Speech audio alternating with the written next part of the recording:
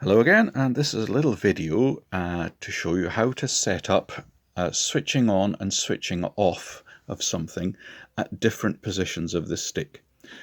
The particular request was to have a timer that switches on when the throttle is at 75% open, but does not switch off until you get to 90% closed, and then it would not switch back on again until you get back up to 75% and so on.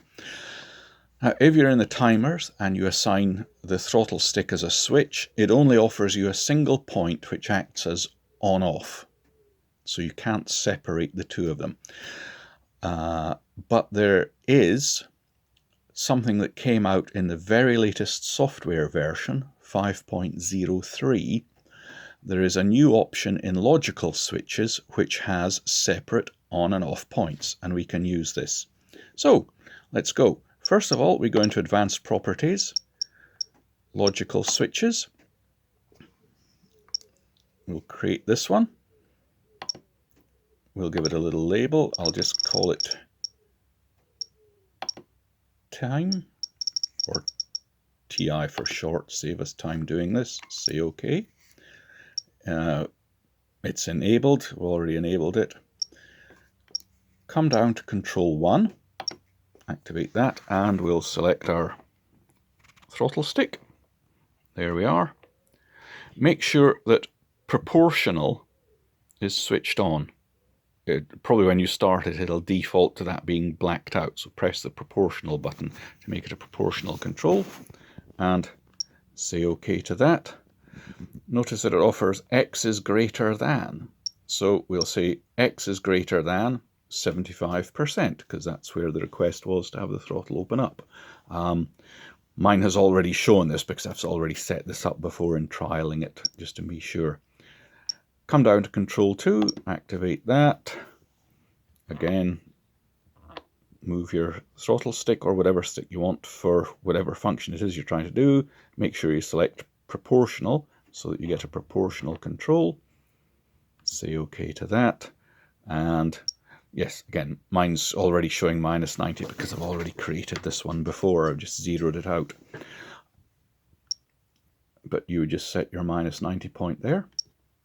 Come down here, select the condition. Now this is the important one. This is the new option that came out in software 5.03, which really expanded logical switches quite enormously. Previously, the only conditions were and or, but there's a lot more now. So we go in there, and we're going to, so multi used to be in there as well, but the new ones are the XOR, and this particular one, if it's above A or less than B, that's what we want. So the condition will be satisfied if Control A is above 75% or Control B is below 90. Sorry, it won't be satisfied. It'll switch off there. So at the moment, there's the X showing the condition of the switch. In other words, it's off. Now if I move the throttle stick, see it's still off, still off, still off, still off, until the throttle stick's at 75% or above. And now it will stay switched on as I move the throttle stick back. As you can see, I'm well below 75%. I've got to come all the way back now to -90, and it switches off. Good. So we say OK to that. Come out of there, go to timers, add a timer. Edit it. It'll be a standard timer.